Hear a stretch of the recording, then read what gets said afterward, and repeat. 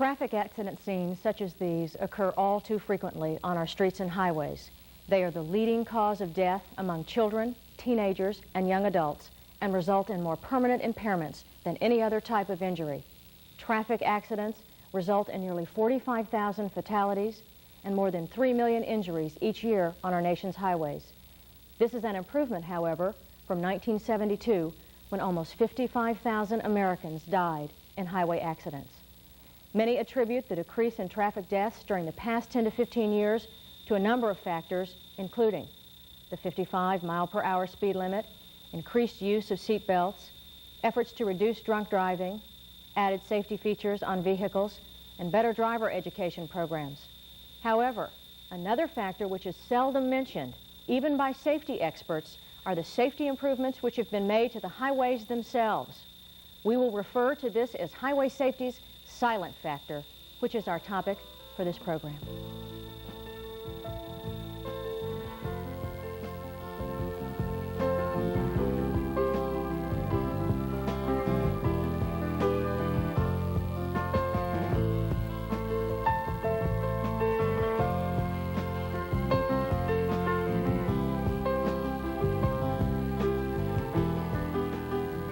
Hello, I'm Kathy Wilson, and with me today are two gentlemen I call unsung heroes and who know a great deal about the safety factor, the silent factor, which has improved our nation's highways. They are both with the United States Department of Transportation's Federal Highway Administration. To my right is the Deputy Federal Highway Administrator, Robert E. Ferris, and to my left is the Director of that agency's Department of Highway Safety, Clark Bennett. Thank you both for being here with us to tell us about what your agency is doing to improve the nation's highways.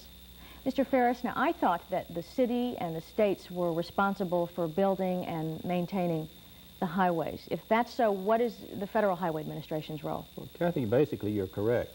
The city public works and the counties and the states are the builders of roads. The Federal Highway Administration provides a good deal of the funds that will flow through us to the local state DOTs and to some instances cities and counties for a federally designated system. And we do give them oversight and standards and procedures that they must follow as they use those dollars on that federally designated system. Mm-hmm. Are you involved in the much publicized drunk driving campaign and increased usage, seatbelt usage? Is your agency involved in that as well? USDOT is, Kathy, but the Federal Highway Administration is not directly involved in that. We're indirectly involved in that the implementation of some of the regulations in regard to controlling drunk driving and speed limits on our system are required if you are to continue to receive funds from this administration. But we do not have any direct involvement in the implementation of those programs. Mr. Bennett, what is the single most important safety factor that has been? There have been a number of important factors, Kathy. I guess if I had to point to one single most important factor, it was probably the construction of the interstate system, the interstate highway system.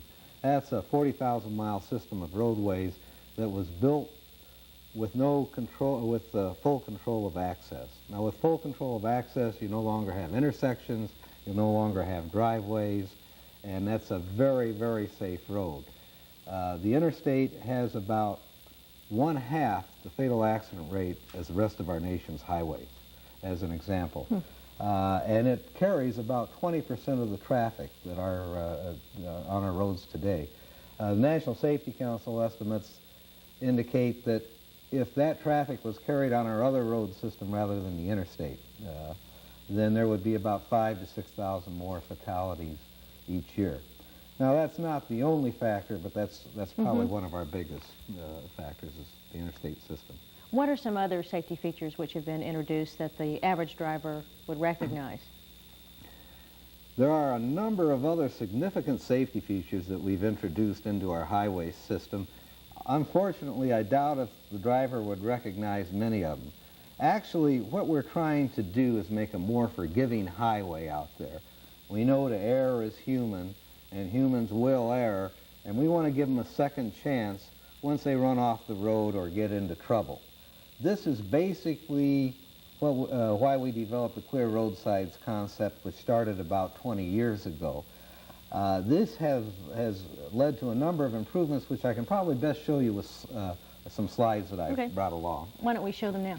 Okay, here, this first slide shows a very large non-breakaway sign on the side of the roadway. If you ran off the roadway here and hit this sign, you'd be in real trouble. This was standard practice about 20 years ago. We don't do these types of designs anymore. Here is a typical design today. First of all, you want to give the driver as much clear recovery area as you can. We know that if you can give the driver 30 feet of clear recovery area, 85% of the people who run off the road will be able to recover and come back on the road. This side is placed 30 feet off the edge of the roadway. Another major problem, another major fixed object, are utility poles. We kill about 1,400 to 1,500 people a year in collisions with utility poles. We try to move these utility poles further off the roadside, as you can see here. This utility pole has been moved to the back of the right-of-way line. It's a slow process. We're moving these poles off, but there's about 80 million of them out there along the highways. Good Lord. Another problem, everybody likes trees, but we don't like trees too close to the roadway. When a tree is very close to the roadway, it only takes an instant error to end up in a fatality. Trees aren't very forgiving, are they? They are not forgiving at all, not if they're over about 6 inches in diameter. And what we're trying to do here is move the trees back off the roadway to give a little clear area so the driver can recover rather than striking a tree. This is a head wall. This is a typical construction of a few years ago. This is a drainage structure that goes under the road. Those head walls are a hazard out there if they're located too close to the roadway. We don't do this type of design anymore. Here's one of our newer designs. As you can see, it's a flat grate, and an errant vehicle could run over that with no harm at all. Another area we're looking at is abutments. In the past, or we made improvements into the abutments. In the past, abutments were designed almost out to the edge of the roadway, then protected by a guardrail. Our bridge design now takes the abutments completely off the roadway and provides 30-foot clear recovery area on either side, as you can see in this slide. Also for the middle pier, it does the same thing.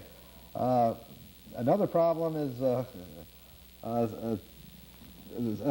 this is another example. When you can't move the sign completely off the roadway, then you can put a guardrail in front of the sign to protect the driver from hitting that fixed base.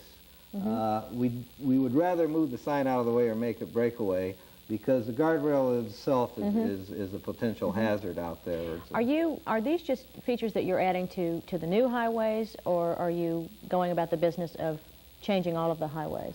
On new highways, this is our design standards. These go in new high. In addition, we're going through a program now to reconstruct, rehabilitate, and restore our highway system, and we are systematically making these improvements when we go back and improve the overall quality of the highway.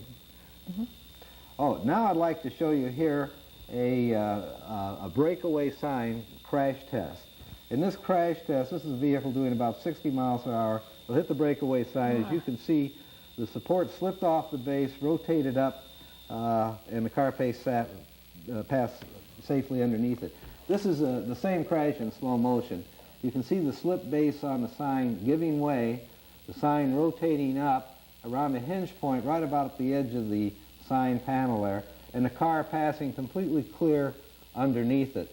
The change in speed, velocity of that vehicle was less than 5 miles per hour when it went through that sign. You could survive that accident whether belted or unbelted. Here's a picture of the damage done to the car. As you can see, it was relatively moderate. You could drive this car away without any problem. The next scene I'm going to show you is a more descriptive idea of that breakaway sign. There you can see the slip base, how the bolts slip out from the slots in the slip base, and the sign goes forward. Up at the top of the slip base, we have a hinge point, which is created by just cutting through the top of the support to the left side flange. When that is hit, the bolts slip out again through slotted holes, and the sign support rotates up out of the way. Now that sign support will come back down, but it won't come back down until after the car has passed under the sign. Here's what happens when it's not breakaway. Now that's not a survivable hit. You can see major damage to the car. This is the same concept used on light poles. We have a lot of breakaway light poles. This is a new concept we're working on right now. This is a breakaway utility pole. It again has a slip base and also a hinge point. That's the slip base. There are 2 states actually using these poles experimentally right now. When a vehicle hits the pole slips off the base, and you can see rotates on the hinge points. In this case, it rotates on the hinge points so the wires will not drop and cause a hazard. It leaves the wires intact, which doesn't happen very often today on our standard utility pole. Now I'd like to talk about another barrier we have, and traffic barrier, and that's the guardrail. The guardrail barrier, as the one that's shown here, is placed in the median of the highway or on the edge of the roads. Usually it's placed in the median of the highway so that a vehicle going out of control crossing over into the opposite lane of traffic will not cross over in the opposite lane of traffic and cause a head-on collision. We also use it to protect large hazardous fixed objects such as that sign support that you see over on the right-hand side of the road. We would rather move the sign support out of harm's way or make a breakaway, but in this case it's impossible. Barriers have to be crash tested before we allow them out on the highway, because barriers themselves can be a hazard. And what's coming up is a number of crash tests that we have done with the standard barriers out on the roads today. This is a W-beam guardrail, a 60 mile per hour impact, 15-degree hit, which is a very common hit today. As you can see, the guardrail deflects slightly. The vehicle is redirected smoothly, right parallel down the guardrail. Now this is a barrier that many people have fears about, but it is one of our best performers. We see these all the time. These are the concrete median barriers. Right. There's about 20,000 miles of these out across the country right now. You don't have to fear these barriers. They're probably safer than any other barrier we have out there. They have a concrete slope on the side that allows the vehicle wheel to ride up when it hits it and then redirect the vehicle right down the roadway. These are used primarily in medians. They're also used on the edge of the roadway and also on bridge rails. Here's a typical hit against one of those concrete median barriers, also known as the New Jersey barrier. As you can see, the vehicle hits it, rides up on it, is redirected parallel. So it doesn't even hit the car so that it goes out into the lane, No, right? it doesn't. It redirects the car. It will redirect the car, it will keep it parallel, and will not allow it to go back out into the lane. And that is accomplished with very little change in G's and very little damage to either the rail or the vehicle. In fact, as a result of this test, we were able to drive the vehicle away. Those black marks you see on the barriers are indications of hits where the barrier has performed very well. It's not only good for the large car, it's also good for the small car. That was a small car, less than 2,000 pounds. The other car was over 4,000 pounds. And it performed very much like the larger car did. As you can see here, the vehicle hits. There's a little more damage to the vehicle body.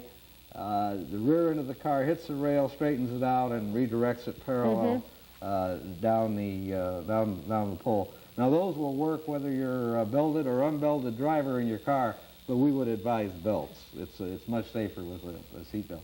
Again, you can see here the car is being driven away. Another great feature about the concrete median barrier is that there is very little damage to the barrier itself. So if the barrier is hit, it can keep on performing for the next hit, whether it occurs 5 minutes later or 5 years later. It's not only good for the small vehicle, it's also good for the large vehicle. Here is a test with the intercity bus. As you can see, the bus performed in about the same manner with the barrier How fast was that bus going? How fast was the bus going? The bus was going about 50 miles per hour, and that's about a 15-degree hit. Most of the tests we do with guardrail are between 15 and 25-degree impact angles, because that's about what 95% of the impact angles are out there on the highway. Here you can see the bus was redirected. It did some damage. Well, it put a mark on the barrier, but the damage the barrier is really not damaged. and it did some minor damage to the bus, but it redirected a very heavy object and would assure that it wouldn't get through a median barrier and cause some kind of tragic head-on collision on the other side. That's another one of the great features of the concrete median barrier. You're probably going to be seeing more of those. The other concept we're working on right now, and we have a lot of these also along the highway, are what we call crash cushions. Crash cushions are energy-absorbing devices that sit out in front of a hazardous fixed object, and when a vehicle hits it, it slowly dissipates the vehicle's energy, slows it down to a stop, and protects the vehicle occupants, and in many cases reduces the damage to the vehicle itself. There are a number of places we use these types of cushions. Here's one, for example, in the gore of a highway which protects a large pole out there. The next one is at a toll booth, in front of a toll booth, to protect from those. This protects against the blunt end of a guardrail or a median barrier, and here it is along a pier. Many people wouldn't recognize some of these as crash cushions because they look very much, many of them look very much like regular guardrail. This type of crash cushion is a sand-filled plastic barrel. Now when a vehicle hits these plastic barrels, they more or less explode. The sand goes in all different types of directions, but you can slow that car down in about 17 feet, and they have been very effective, in reducing death. We have hardly any deaths that have occurred as a result of hits against these crash cushions. This is another type crash cushion, works just as well. Instead of using sand, this one uses water in tubes. When you hit this crash cushion, you push water up into the air, dissipating energy. Here you go. Good Lord. You can see it will save your life and wash your car both at the same time. But they're very effective. Many of these can be reused, by the way, the water filled. In winter, of course, you got to have antifreeze in there. Here's another picture of a side hit against the crash cushion. As you can see, it works very well. It works very similar to a guardrail, so you don't have to hit it head on to get the advantage of the crash cushion. This is the latest type that's out. These are plastic foam-filled casings inside this W-beam guardrail. Now that guardrail is so designed that if you hit that on the front, it's going to telescope back. You're going to crush these, the foam within the inside of that guardrail and slowly slow the vehicle down so that there's no damage. Here's a head-on hit. This is a 50-mile-per-hour hit. You can see the telescoping effect, how it goes down, and that's a very survivable hit. Here's a unique application that we're seeing more and more of these impact attenuators. In this case, the impact attenuator is mounted on the back of a truck. It's basically used by slow-moving highway vehicles such as paint striping machines and things like that, so that a vehicle approaching from the rear, striking the vehicle, is not in as great a harm's way as he would be if he underrode the vehicle. This protects not only the errant vehicle occupants, but also the highway crews working out on the highway.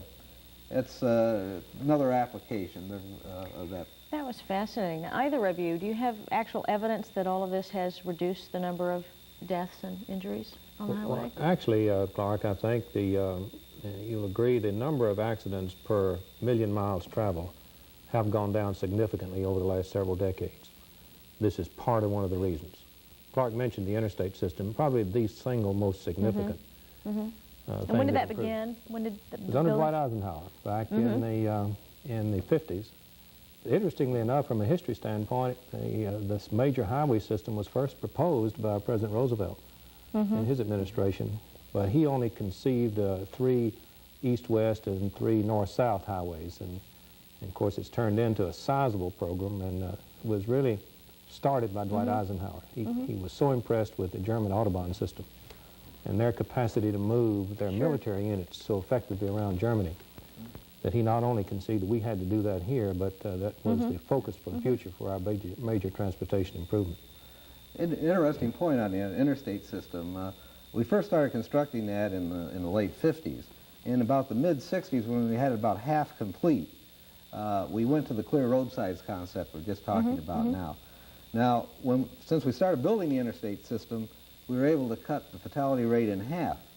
Those sections of interstate that were built after we put the clear roadsides concept have, again, about a third less accident rate than the older sections of interstate. So it's been very effective. Why do you think you've not gotten more publicity or credit for this silent factor, which really is very obvious that it has been the most responsible for reduction of death and injuries, or at least as responsible as seat belts and safer vehicles? Any ideas? I mean, we're hoping to improve that with this show. You're a part of that, and we're grateful to you for this exposure here, Kathy. But it's such a broad concept. It's spread all across the United States, and it's been ongoing now for about 30 years. So it's not anything that we could run out and blow a trumpet on that occurred in the last 6 months. Right. It's been a kind of a gradual evolution, and I think that's why it's difficult to sort of, and it's ongoing today. We're improving our techniques constantly. It's one of the roles the Federal Highway Administration plays a significant role in. All these tests you saw that Clark very effectively presented to your audience was performed by the Federal Highway Administration. We're doing that constantly. Right. I witnessed some just the other day for some new designs on light standards. And curve designs are changing. Light standards, you mean utility poles? Correct. Because a lot of those are not breakaway right now on the highway. Right now, a lot of them are not. Right. And we read, one of the members of your department was telling me that we read every Sunday or Monday about someone who was killed running into a utility pole. It's amazing to us the high degree of accidents that do occur with single drivers in a single car with no other car involved, where they'll run into something. And if we could, as soon as possible, clear up our roadsides and implement all of these safety standards across our system, we could have a significant impact in saving lives. And you already have. Any future plans that there are a number of future plans. One you mentioned right there, the utility poles. We are now embarking on a program to find out if we take out just a few utility poles, which is all we're going to be able to take out of the 80 million in a year, which ones should we take out? The ones on the outside of the curves and so on. So maybe we can make a dent in this terrible But you try to put cushions in front of some of the existing ones? Of some of them, right. And of course, cushions are expensive. They're about $2,000 to $5,000 for the cheapest type of cushion that goes in like that. What about the work site areas? I think people are always irritated by all the construction going on, and it's not just that. It's a little confusing sometimes as to just what... As far as work zones, I think we would need to tell your audience to be prepared to see more of them. There's a great deal of emphasis going on now with these sort of improvements and rebuilding and reconstructing our system that now exists. So work zones... Think safety when you're traveling through those. Interesting statistic that I ran across, that we actually kill more people, construction workers and state highway workers, in construction zones than we ever lose at highway patrolmen, for an example. Because it is a dangerous area, and you've got a mix of people and equipment in a traffic lane. Several things need to happen. One, we need to do a good job in signing to warn you that you're approaching a construction zone.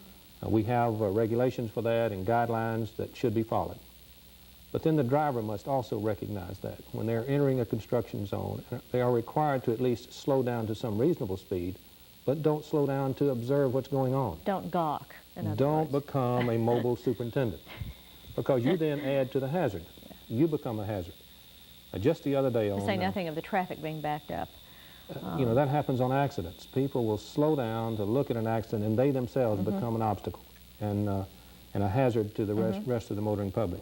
So in construction zones, we do need to be very careful as we move through them, but do move through them at some reasonable speed. Right. I'd like to follow up on one of the questions you asked before. We do know that many of these safety improvements are effective. Under the Highway Safety Improvement Program, which we pay to have states do safety improvement projects, we've done over 20,000 projects. And we know as a result of those projects, there's been 13,000 less fatalities at those locations and over 300,000 less serious injuries than there were before the projects were done. I've also, as far as the impact attenuators go, just as an example, in the state of Wisconsin, in Milwaukee, there are 115 impact attenuators or crash cushions that have been in there about 14 years. There have been over 700 hits on those attenuators. There would have been at least 150 deaths and 300 serious injuries if they had not been there, just as a result of our surveillance.